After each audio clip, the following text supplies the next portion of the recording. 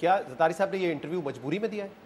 नहीं, कोई मजबूरी नहीं है। किसी के कहने पे दिया है? नहीं, अपनी ख्वाहिशात के मुताबिक है। किसी के कोई व्यूज़ को तब्दील करने के लिए दिया है?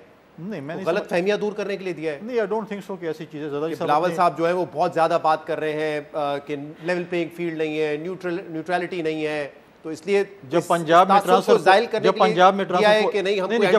ट्रांसफर रिपोर्टिंग पीएमएलएन के दोस्तों के कहने पे होगी, जब गवर्नर हाउस इस्तेमाल होगा, पीएमएलएन का कैंप ऑफिस के तौर पर टिकटों की मीटिंग के लिए इस्तेमाल होगा, जब इस किस्म का ये दिखाया जाएगा कि पीएमएलएन के फॉर्मर प्राइम मिनिस्टर के साथ ये चीज़ हो रही है, तो सवालात उठेंगे कि हम सवालात ना करें कि बिल्कुल हम कह रहे हैं कि जो चीज़ को क्यों नहीं नजर आ रहा है, हम कह रहे हैं कि जो चीज़ इमरान खान के लिए गलत थी, पीटीआई के चेयरमैन के लिए गलत थी, आज वो मेरे लिए भी गलत है। क्या ज़रदारी साहब कल ये बताना चाह रहे थे, मैं बड़ा स्ट्रेट फॉरवर्ड ही पूछता हूँ कि हम कोई इतनी एंटी इस्टेब्लिशमेंट जमात नहीं है, ये तासुर अगर बिलावल साहब की वजह से जा रहा है कि हम कोई बहुत एंटी इस्टेब्लिशमेंट कदम उठा लेंगे या एंटी इस्टेब्लिशमेंट जमात है, ऐसा नहीं है, हम आपके साथ ही हैं, कोई फिक्र वाली बात नहीं है। तो क्या बिलावल साहब ने नवाज शरीफ की तरह कहा कि मैं इनको गिरबानों से पकड़ के हिसाब लूंगा?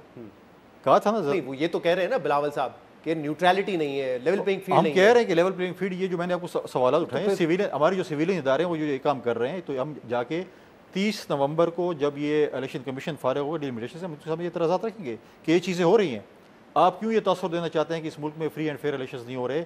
आप एक और लाडले को मुसलत करना चाहते हैं, आप एक और सिलेक्शन करना चाहते हैं, फ्री एंड फेयर इलेक्शन कराएं। अच्छा, इस मुल्क से जो है इकोनॉमिकल क्राइसिस से निकालने के लिए हमें एक फ्री एंड फेयर इलेक्शन चाहिए। कंक्लूजन पे पहुंचना चाह रहा हूँ, आप कह रहे हैं कि नहीं, किसी के कहने पे, किसी के दबाव में ये इंटरव्यू नहीं हुआ, तो फिर ये सारी बातें, दूसरा रीज़न ये हो सकता है कि कोई इनसिक्योरिटी हो, कोई ज़रदारी साहब की इनसिक्योरिटी है कि बिलावल साहब अगर बहुत ज़्यादा राइज कर जाए और उनकी एक इंडिपेंडेंट वॉइस बन जाए, इनसिक्योर है? कौन किसी का अगर आपकी औलाद तरक्की करे तो आपको क्या इस पर खफा होंगे आप?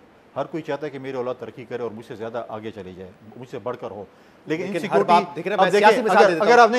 ये भी नहीं कहता कि अंडर ट्रेनिंग है, जैसे नवाज शरीफ साहब ने कभी नहीं कहा कि मरीम नवाज अंडर ट्रेनिंग है, उसको कुछ पता नहीं है अभी, ऐसी बात तो नहीं करते। बात ये है कि अगर वो प्रेशर में होते तो मुल्क छोड़ के चले जाते दूसरों की तरह। कभी ज़रदारी साहब ने मुल्क छोड़ा, उन्होंने जेल कबूल की है, उन्होंने मुल्क नहीं छोड़ा, इस मुल्क में ही रहे हैं।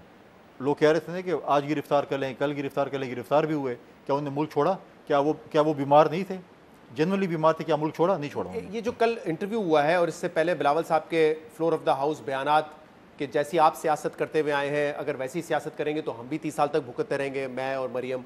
फिर उनका ये कहना कि घर की बातों तक तो मैं पाबंद हूँ, ज़रदारी साहब की बात मानने का, सियासी बातों पर मैं पाबंद नहीं हूँ, फैसले सीसी करेंगे। तो ये आपको लग रहा है कि इलेक्शन के एंड वक्त जब लोग देख रहे होंगे कि पीपल्स पार्टी वोट मांगने आ रही है, कारकर्दगी के दावे कर रही है, पीपल्स पीएमएलएन पीटीआई को शिकस्त देने के दावे कर रही है, तो ये नुकसान नहीं होगा कल के इस इंटरव्यू के? नहीं, खुल के सामने नहीं, नॉर्मली पार्टी के फैसले सीसी करती है, कोई डिवीजन नहीं करते। सीसी में बैठते हैं, सीसी वो फैसले करती है, इसमें कोई दो राय नहीं है। बिलावल साहब ने बात ठीक की, हमारी एक फोरम है सीसी, हमारी कोर कमेटी, नॉर्मली फैसले सारे सीसी करती है। सीसी जो फैसले इंडोर्स करती है वो उसी को माना जाता है।